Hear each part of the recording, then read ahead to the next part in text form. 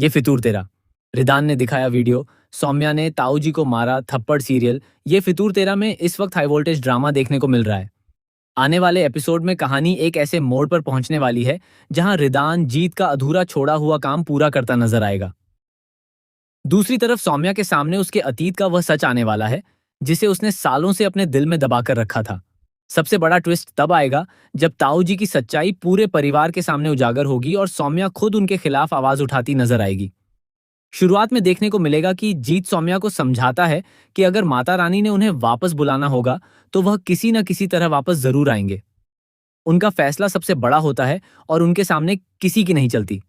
इसी बीच रिदान अपने दिल की बात सौम्या तक पहुंचाने का फैसला करता है। उसकी माँ उसे सलाह देती है कि वह अपने दिल की बातें चिट्ठी में लिखकर सौम्या को दे। रिदान भी अपने मन की सारी भावनाएं एक चिट्ठी में लिखता है और उसे लेकर पंडाल की तरफ पहुंच जाता है। दूसरी तरफ सौम्या का मन बिल्कुल ठीक नहीं होता।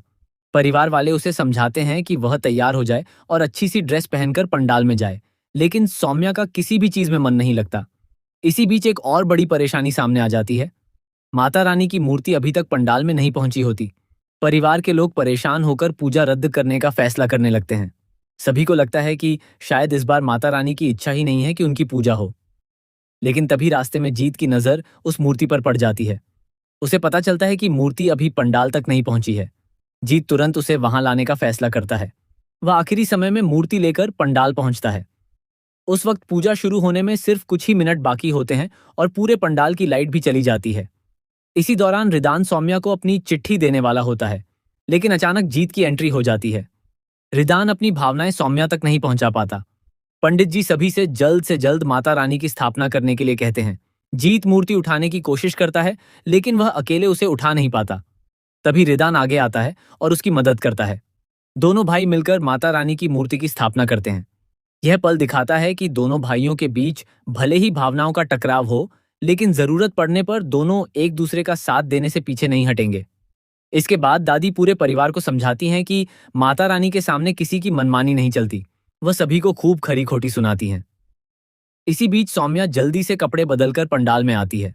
वह साधारण सा लाल रंग का सूट पहनकर आती है और उसे देखकर रिदान और जीत दोनों कुछ पल के लिए उसे देखते ही रह जाते हैं। सौम्या के चेहरे पर सादगी और मासूमियत देखकर माहौल थोड़ा भावुक और खूबसूरत हो जाता है। इसके बाद दादी घोषणा करती हैं कि जिन दोनों भाइयों ने माता रानी की स्थापना में मदद की है, वही दोनों मिलकर सभी को प्रसाद देंगे। रिदान और जीत प्रसाद बांटने लगते हैं। सौम्या भी जीत से बात करने के बहाने प्रसाद लेने के लिए उसके सामने बैठ जाती है। वह जीत को याद दिलाती है कि उसने कहा था कि अगर माता रानी ने उन्हें वापस बुलाना होगा तो वह जरूर बुलाएंगी। जीत के वापस आने से सौम्या के चेहरे पर भी राहत साफ नजर आती है। लेकिन इस खुशी के बीच कहानी अचानक एक गंभीर मोड़ ले लेती है। पंडाल में ताऊ जी का सम्मान होना होता है। ताऊ जी सौम्या को अपने साथ स्टेज पर लेकर आते हैं और जानबूझकर उसका हाथ पकड़ते हैं। सौम्या इस व्यवहार से असहज हो जाती है, लेकिन वहां मौजूद लोगों के सामने कुछ नहीं कह पाती। बाद में घर पहुंचने के बाद ताऊ जी अपना असली चेहरा दिखाते हैं।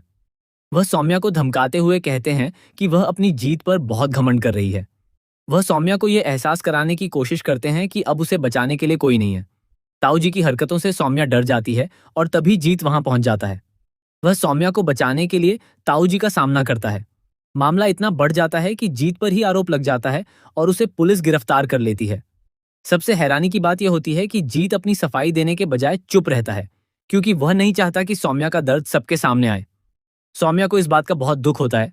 वह अपने भाई और रिदान के साथ जीत को छुड़ाने के लिए पहुंचती है, लेकिन जीत साफ कह देता है कि पहले सौम्या को खुद इस स्थिति से बाहर निकलना चाहिए। यहीं से रिदान के सामने सौम्या के दर्द का राज खुलने लगता है। रिदान उससे पूछता है कि आखिर ऐसी कौन सी बात है जिसकी वजह से वह इतनी डरी हुई है। सौम्या पहले कुछ नहीं बताती, लेकिन रिदान लगातार उसे भरोसा दिलाता है कि वह उसका साथ देगा। आखिरकार सौम्या भावुक होकर उसे सारी सच्चाई बताने लगती है। सौम्या बताती है कि ताऊ जी बचपन से ही उसे परेशान करते आ रहे हैं और उसने सालों तक यह सब सहा है। वह बताती है कि जीत उसकी मदद इसलिए कर रहा था क्योंकि वह उसे ताऊ जी की गलत हरकतों से बचाना चाहता था। यह सुनकर रिदान का गुस्सा 7वें आसमान पर पहुंच जाता है। उसे समझ आ जाता है कि जीत को फंसाया गया है और असली दोषी अभी भी खुलेआम घूम रहा है। रिदान ताऊ जी को सबक सिखाने का फैसला करता है, लेकिन सौम्या उसे रोकती है। वह कहती है कि केवल आरोप लगाने से कोई उनकी बात पर विश्वास नहीं करेगा। उन्हें पक्के सबूत की जरूरत होगी। तभी रिदान एक ऐसा खुलासा करता है जिससे सौम्या भी हैरान रह जाती है। वह कहता है कि उसके पास ताऊ जी के खिलाफ सबूत मौजूद है और वह सौम्या को अपने साथ चलने के लिए कहता है।